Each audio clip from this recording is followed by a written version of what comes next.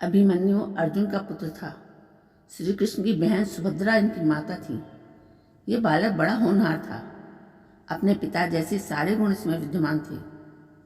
स्वभाव का बड़ा क्रोधी था और डरना तो किसी से इसने जाना ही नहीं था। इसी निर्भयता और क्रोधी स्वभाव के कारण इसका नाम निर्भय मन्यु क्रोधी अभिमन्यु पड़ा था। अर्जुन ने धनुर्वेद का सारा ज्ञान इसको दिया था। अन्य अस्त्र शस्त्र चलाना भी इसने सीखा था। पराक्रम में ये किसी वीर से भी कम नहीं था। 16 वर्ष की अवस्था में ही इसने अच्छे अच्छे सेनानियों को चुनौती देने की शक्ति और सामर्थ्य इसमें थी। इसकी मुखाकृति और शरीर का डील डौल भी असाधारण होता था।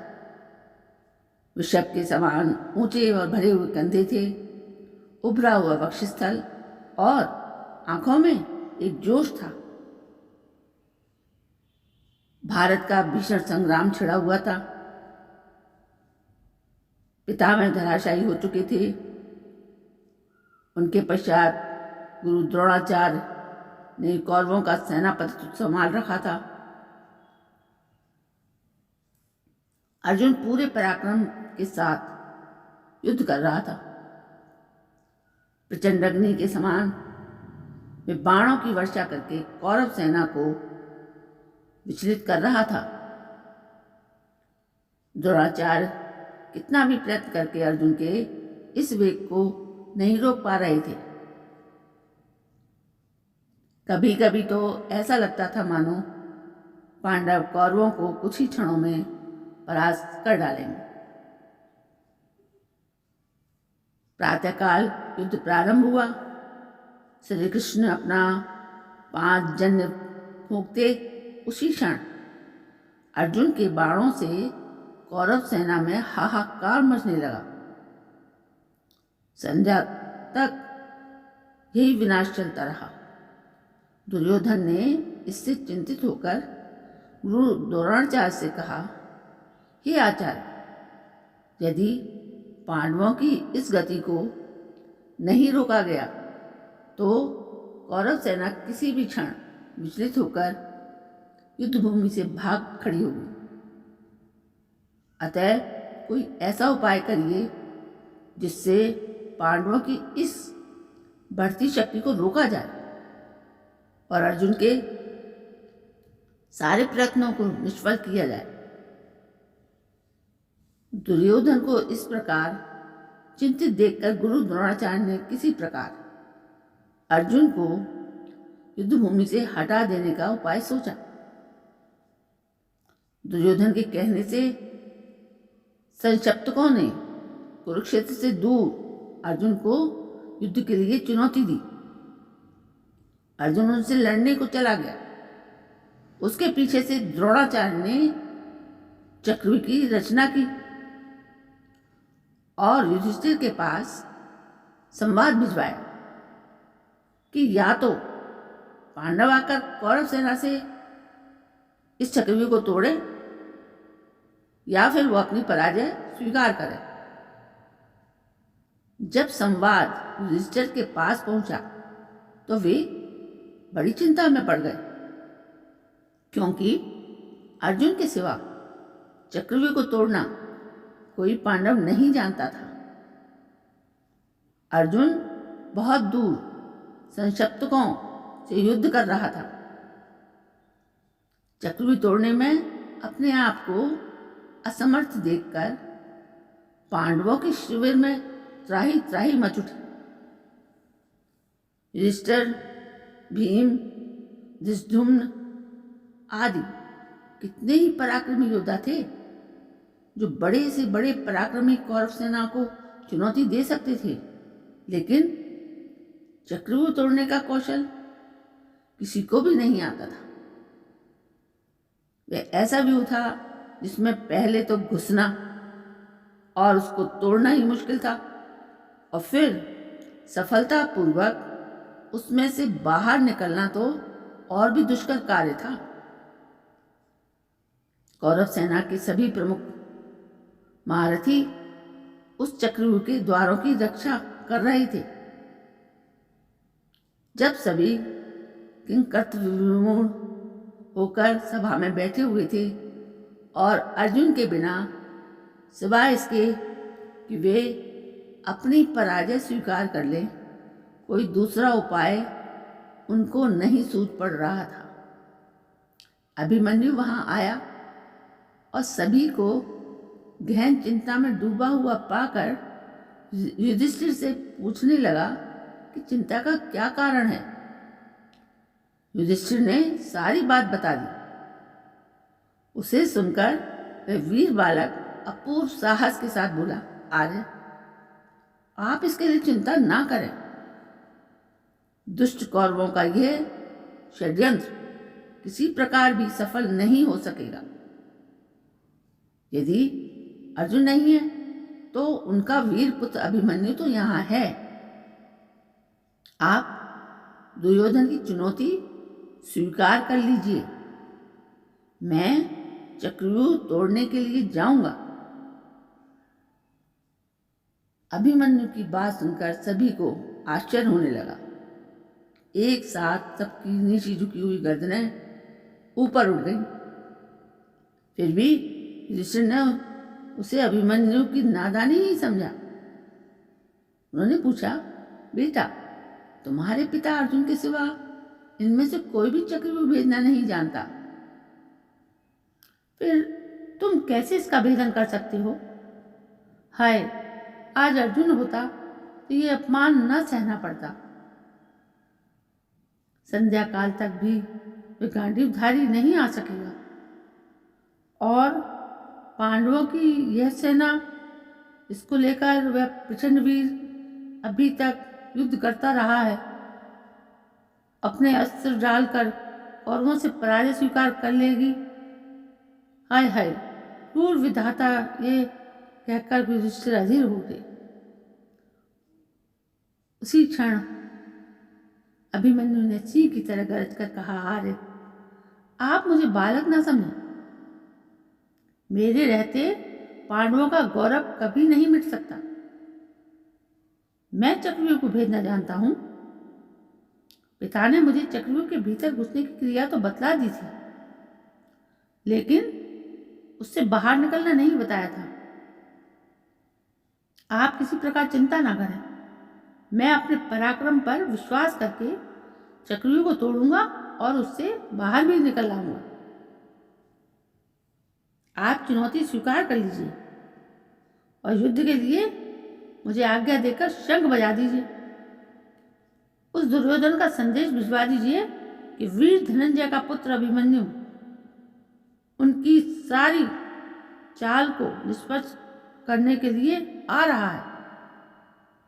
कितनी ही बार अभिमन्यु ने इसके लिए हठ किया, परिस्थिति भी कुछ ऐसी थी। युधिष्ठिर ने उसको आज्ञा दे दी। अभिमन्यु अपना धनुष लेकर युद्ध भूमि की ओर चल दिया। उसकी रक्षा के लिए भीमसेन, धृष्टद्युम्न और सात्यकी चले। चक्रव्यूह के पास पहुंचकर अभिमन्यु ने बाणों की वर्षा करना आरंभ कर दिया और शीघ्र ही अपने पराक्रम से उसने पहले द्वार को तोड़ दिया और वह तीर की सी गति से व्यूह के अंदर घुस गया। लेकिन भीमसेन, सात्यकी और धृष्टद्युम्न उनके पीछे व्यूह में नहीं घुस पाए। उन्होंने कितना ही पराक्रम दिखाया, लेकिन जयद्रथ ने उनको रोक लिया और वहीं से अभिमन्यु अकेला रह गया। अर्जुन का वह वीर पुत्र अद्भुत योद्धा था। व्यूह के द्वार पर उसे अनेक योद्धाओं से भीषण युद्ध करना पड़ा, लेकिन उसका पराक्रम प्रचंड अग्नि के समान था और जो कोई उसके सामने आता था या तो धराशायी हो जाता था या विचलित होकर भाग जाता था। इस तरह व्यूह के प्रत्येक द्वार को वह तोड़ता चला जा रहा था। कौरवों के महारथियों ने उस वीर बालक को दबाने का कितना ही प्रयत्न किया, लेकिन वे किसी प्रकार भी उसे अपने वश में नहीं कर पाए। उसके तीक्ष्ण बाणों की मार से व्याकुल होकर दुर्योधन ने गुरु द्रोणाचार्य से कहा, हे आचार्य, अर्जुन का यह वीर बालक चारों ओर विचर रहा है और हम कितना भी प्रयत्न करके इसकी भीषण गति को नहीं रोक पा रहे हैं। एक के बाद एक सभी द्वारों को इसने तोड़ दिया है। यह तो अर्जुन के समान ही युद्ध कुशल में पराक्रमी निकला। अब तो पांडवों को किसी प्रकार पराजित नहीं किया जा सकता। इसी प्रकार कर्ण ने भी घबरा कर द्रोणाचार्य से कहा, हे गुरुदेव, इस पराक्रमी बालक की गति देखकर तो मुझको भी आश्चर्य हो रहा है। इसके तीक्ष्ण बाण मेरे हृदय को व्याकुल कर रहे हैं। यह ठीक अपने पिता अर्जुन के समान ही है। यदि किसी प्रकार इसको न रोका गया तो हमारी यह चाल व्यर्थ चली जाएगी। अतः किसी तरह से इसको चक्रव्यूह से जीवित नहीं निकलने देना चाहिए। द्रोणाचार्य अभिमन्यु की वीरता देखकर कुछ क्षणों के लिए चिंता में डूबे रहे। अर्जुन के उस वीर पुत्र के कर्ण, दुशासन आदि महारथियों को पराजित कर दिया था और राक्षस अलम्बुश को युद्धभूमि से खदेड़कर विद्वल को जान से मार डाला था। दुर्योधन के सामने ही उसके बेटे लक्ष्मण को भी उसने मार डाला था। बड़े बड़े शूरवीर खड़े देखते रह गए और वह प्रचंड अग्नि की लपट की तरह सबको भस्म करता हुआ चक्रव्यूह को तोड़कर अंदर घुस गया। जब कौरवों के सारे प्रयत्न निष्फल हो गए तो उन्होंने छल से काम लेने की बात सोची। अलग अलग लड़के कोई भी महारथी अभिमन्यु को नहीं जीत सकता था, इसलिए उन्होंने मिलकर उस पर आक्रमण करने का निश्चय किया। कृपाचार्य, कर्ण, अश्वत्थामा, विद्वल, शकुनि का चचेरा भाई कृतवर्मा और दुर्योधन आदि 6 महारथियों ने उसे घेर लिया और उस पर भीषण आक्रमण कर दिया। कर्ण ने अपने बाणों से उस बालक का धनुष काट डाला। भोज ने उसके घोड़े को मार डाला और कृपाचार्य ने उसके 5 रक्षकों के प्राण ले लिए। इस तरह अभिमन्यु पूरी तरह निहत्था हो गया, लेकिन फिर भी जो कुछ उसके हाथ में आया उससे ही वह शत्रुओं को विचलित करने लगा।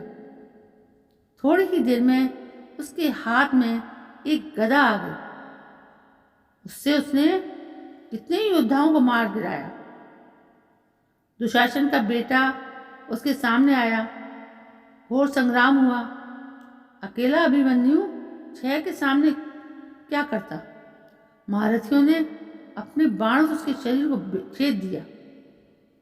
अब वह लड़ते लड़ते थक गया था। इसी समय दुशासन के बेटे ने आकर उसके सिर पर गदा प्रहार किया, जिससे अर्जुन का यह वीर पुत्र उसी क्षण पृथ्वी पर गिर पड़ा और सदा के लिए पृथ्वी से उठ गया।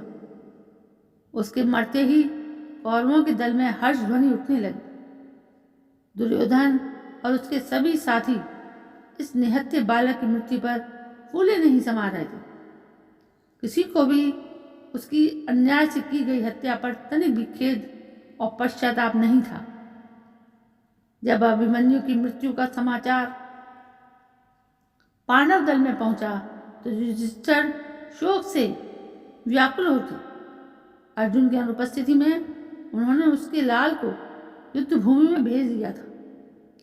अब उसके आने पर वे उसको क्या उत्तर देंगे, इसका संताप उनके हृदय को व्याकुल कर रहा था। भीम भी अपने भतीजे की मृत्यु पर रोने लगा। वीर अभिमन्यु की मृत्यु से पांडवों के पूरे शिविर में हाहाकार मच गया। संशप्तकों से युद्ध समाप्त करके जब अर्जुन वापस आया तो वे दुखपूर्ण समाचार सुनकर मूर्छित हो गया और अभिमन्यु के लिए आर्तस्वर से रुदन करने लगा। श्री कृष्ण ने उसे काफी धैर्य बंधाया, लेकिन अर्जुन का संताप किसी प्रकार भी दूर नहीं हुआ। प्रतिशोध की आग उसके अंतर में धधकने लगी और जब तक जयद्रथ को मारकर उससे अपने बेटे के खून का बदला न ले लिया, तब तक उसको संतोष नहीं आया। श्री कृष्ण को भी अभिमन्यु की मृत्यु पर कम दुख नहीं था, लेकिन वे तो योगी थे। बालकों की तरह रोना उन्हें आता ही नहीं था। प्रतिशोध की आग उनके अंदर भी जल रही थी। उन्होंने स्पष्ट कहा था कि अपने भांजे अभिमन्यु की मृत्यु का बदला लिए बिना वे नहीं मानेंगे। अभिमन्यु की स्त्री का नाम था उत्तरा। वे मत्स्य नरेश विराट की पुत्री थी। अज्ञातवास के समय अर्जुन विराट के यहाँ उत्तरा को नाचने गाने की शिक्षा देते थे। बाद में विराट को सारा माहौल मालूम हो गया था, इसलिए लोकापवाद के डर से वे अपनी पुत्री का विवाह अर्जुन के सिवा किसी अन्य पुरुष के साथ नहीं करना चाहते थे।